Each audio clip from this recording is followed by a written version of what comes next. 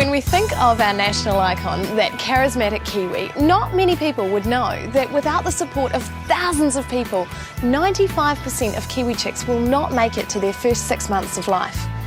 Thanks to places like Kiwi Encounter in Rotorua, along with BNZ's Operation Nest Egg, our Kiwi chicks have a far greater chance of survival.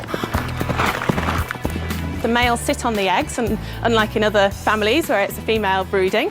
So we've got a transmitter on that male's leg. They're monitored with a big aerial. Dock staff go around and have a look at where the male is. When we know that he's sitting on an egg, we bring the egg in to us about 30 days through incubation. Incubation is about 78 days long. We finish the incubation, hatch them, and then feed them up so that they can go back out into the wild. And what's involved? So the egg arrives. Firstly, we then need to wash the egg to make sure that any bugs from outside don't bring in contamination to our facilities here. And then it's candled, which is a process where we put a light source, shine it through the egg, and then we can tell how old it is and whether it's fertile or not. We do all that, and if it's okay to go, it'll go through into the ink room and we'll keep it warm and incubate it in there. And how can you tell when it's ready to hatch? There are two main stages to hatching.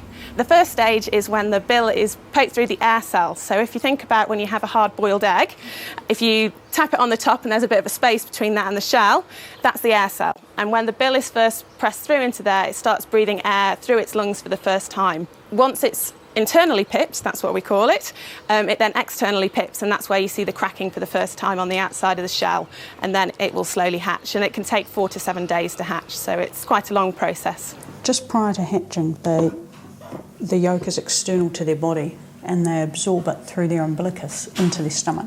Really? So when they hatch, they've got an inbuilt food supply already in their stomach. And then we want to see actually a weight loss for the first week or so, which is that yolk being absorbed, that food being absorbed by them.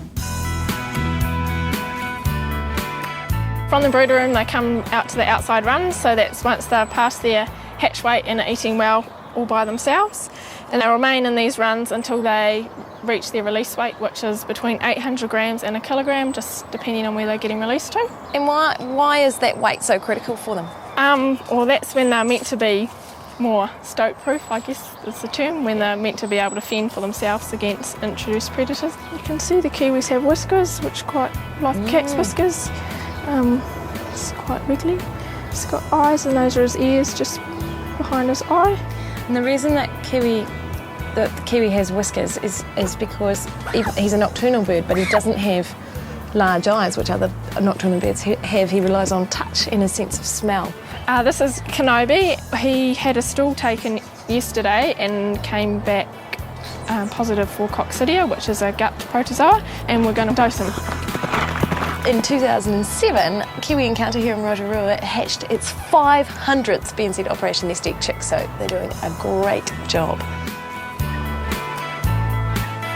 So he's all done, and we're going to pop him back in this little barrel. Cool. Back to None Eyes. Being here at Kiwi Encounter in Rotorua's Rainbow Springs, I've been blown away by the care and attention these doting foster parents provide to our Kiwi chicks to give them their best shot in the real world.